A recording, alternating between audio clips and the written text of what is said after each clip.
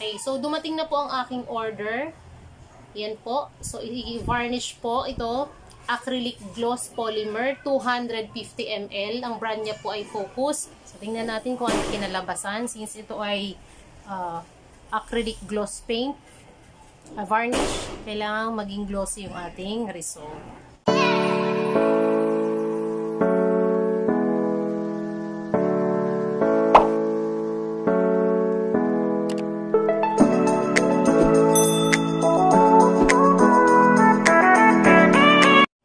Guys, welcome back to our YouTube channel. For today's vlog, gusto ko lang pong mag-share sa inyo ng varnish na ginagamit natin para sa ating mga painting. So, kailangan ang painting ay mayroong coating. Kumbaga, yun yung kanyang protection sakali man na malagyan siya ng tubig at iba't ibang mga dumi. So, hindi agad masisira yung ating painting na pinaghirapan. Okay, so dumating na po ang aking order.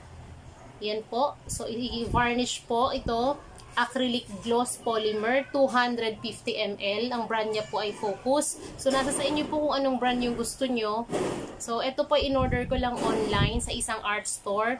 Naka-link down below para po makita nyo yung kanilang product. So, hindi lang po ito yung kanilang product. Meron din silang iba't ibang paint, acrylic paint, watercolor, iba't ibang brush, at iba't ibang canvas. Yung sizes ng ating canvas. So, mura lang po yung kanilang product. Maaari nyo pong bisitahin ang kanilang page, Facebook page, at tingnan nyo po doon. Makikita nyo rin po yung kanilang price list. Okay, napakadali po ng kanyang delivery within a day or through Lalamove at iba pang delivery mode, pwede naman po. So, kayo po yung magde-decide kung saan nyo po ipapadeliver. Siyempre, meron pong shipping fee, pero mas convenient na po yun sa atin, lalo na ngayong panahon na hindi na tayo lalabas. Ang varnish na ito ay worth 230 pesos ang isa. So, malaki na po siya, 250 ml. Ayan, kung compare natin sa size ng alcohol na 300 ml, ayan po. So, mabigat siya, malaki na rin siya. Sa 230 pesos, siguro marami na rin tayong paint na malalagyan nito. So, konti lang naman po ang pagpahid nito. So, try natin ng mga 3 coat para talagang perfect yung kanyang coating. Okay, so ito po ay safe and non-toxic. Yan, kung makikita nyo po yung kanyang description. Safe and non-toxic. So, basahin na lang natin. Provides clear coating for protection against UV radiation, humidity, and dirt. Ayan. For canvas, paper, wood, etc. Also for scrapbooking and more. Ayan po. So, try na natin kung gaano ka-effective ito. Okay. Usually po, ang ating painting, kailangan muna nating patuyuin. So, kailangan mag-dry muna siya within 2 to 3 weeks. Mas maganda po para talagang totally dry na siya bago natin i-apply yung ating varnish. So, mas maganda pong dry para hindi mag-i-spread yung kanyang color. Okay, so pakita ko lang po sa inyo kung ano yung itsura ng painting na wala pang varnish. Ayan po. So, ito, within a month ko na rin po itong nagawa. Nagawa namin ni Aquila. Ito yung kanyang activity. Ayan po, tingnan nyo yung itsura ng wala pang coating. Tapos, compare natin after na natin na malagyan ng varnish. Ayan po.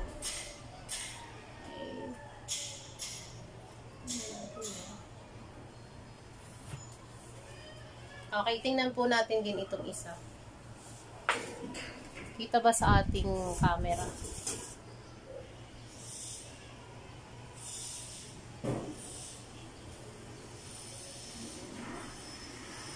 Ayan. So, ano kaya yung mangyayari kapag nilagyan natin siya ng varnish? So, minsan po, ang ating painting medyo maalikabok na rin. Kasi nga yung ating paligid medyo madumi. Kailangan muna nating i-brush yung kanyang ibabaw para yung dumi hindi masama doon sa varnish. Tulad po nito. Ayan. So, medyo matagal ko na itong i-drenowing. Ayan. So, ang gagawin natin, walang tayo ng brush. So, para matanggal lang yung mga alikabok. Ayan. So, brush natin. Anyway, tuyong-tuyo na po ito. Matagal na to. Hindi na masisira yung kanyang So, brush lang natin kasi minsan may mga alikabok para hindi masama sa pag-coat natin. Ayan.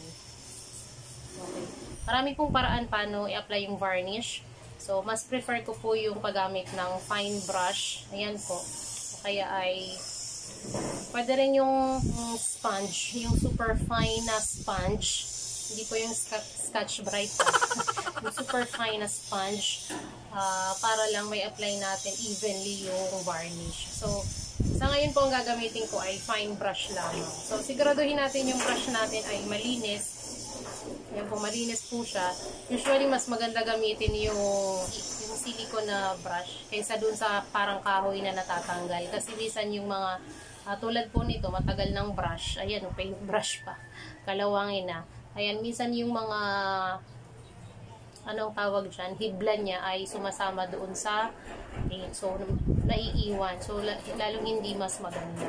So, kailangan medyo bago pa yung ating brush tsaka fine. Mas maganda kung mas malaki dito para mas marami na tayong may spread. So, less time ang ating gugugulin para sa paglagay ng varnish. Okay, let's do it!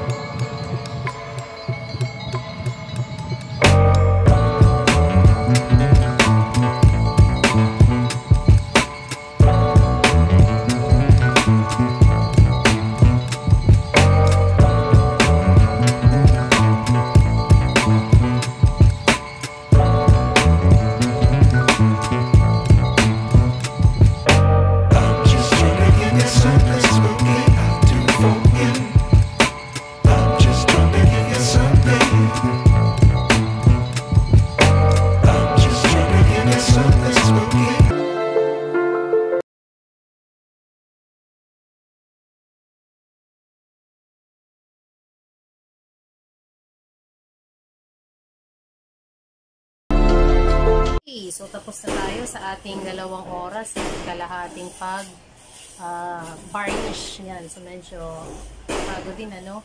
So tingnan natin kung ano kinalabasan since ito ay acrylic gloss paint varnish. Kailangan maging glossy yung ating result. Okay, so ito na po yun. Yan. So kung makikita natin yung reflection ng light, ayan po. So kung dati ay parang natural paint lang siya. Ayan. So, makikita nyo, no? Yung liwanag. Ayan, nagre-reflect siya talagang napaka-glossy na ng kanyang color. Ayan po, oh. Okay. So, ito po yung isa pa lang yan. Sunod.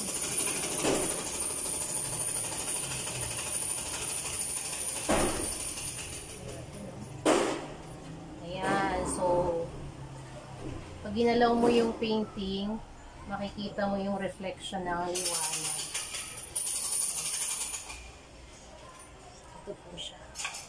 Medyo malaki. So, mas vibrant yung color niya. Ayan. So, ang ganda niya tingnan. Okay, so, next po. Okay. So, on my next vlog, ikwento ko po yung ano ang kwento sa likod ng simbolismo nito.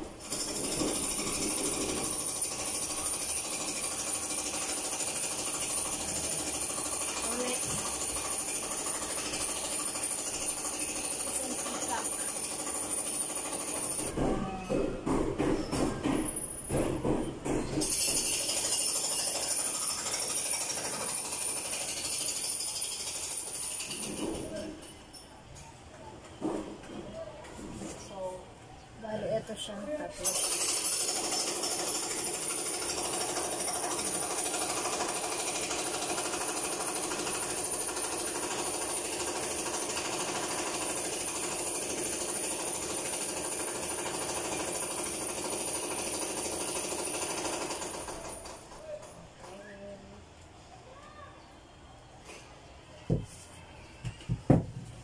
Pwede na po siyang hawakan kasi napakabilis niyang matuyo.